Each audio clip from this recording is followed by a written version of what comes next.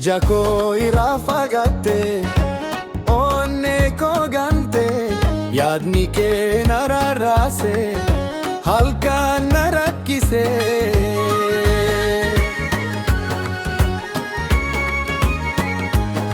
Gaddi kee onnee koo keessatti mi'a dhangala'e, maaliif fagaatte, maaliif na dagaatte?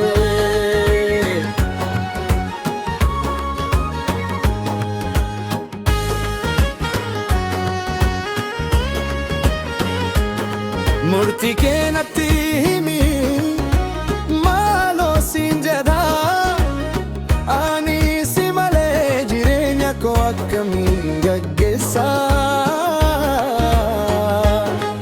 Nama biraa hin argu, iji koo si malee, ofii koo baaduu kooti si ilaala ta'ee, eessa jira ree furmaanni?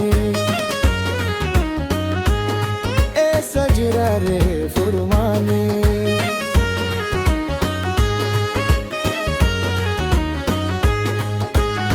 Yoo na gaddise kan na jajabeessu, cinaa koo dhaabattee kan na deeggaru, gammachuu fi madda koo, abdii koo kan ta'e, waadaa jaalalaa keenya onnee kootti kan barreeffame.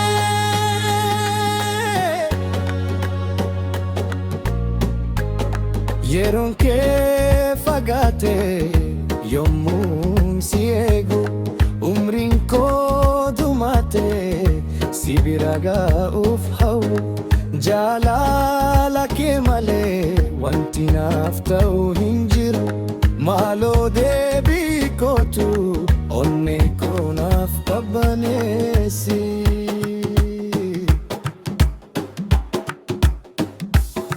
Murtii kee natti himi, maaloo siin jedha, ani si malee jireenya koo akkamiin gaggeessa? Nama biraa hin argu, iji koo si malee, ofii koo baaduun kooti si ala ta'ee, eessa jira ree furmaanni? Eessa jira ree furmaanni?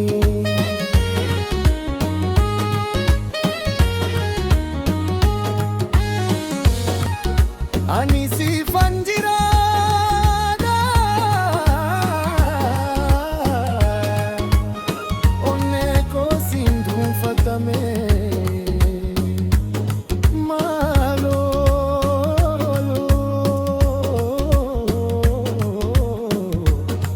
furmaata naaf kenni. Leellisaa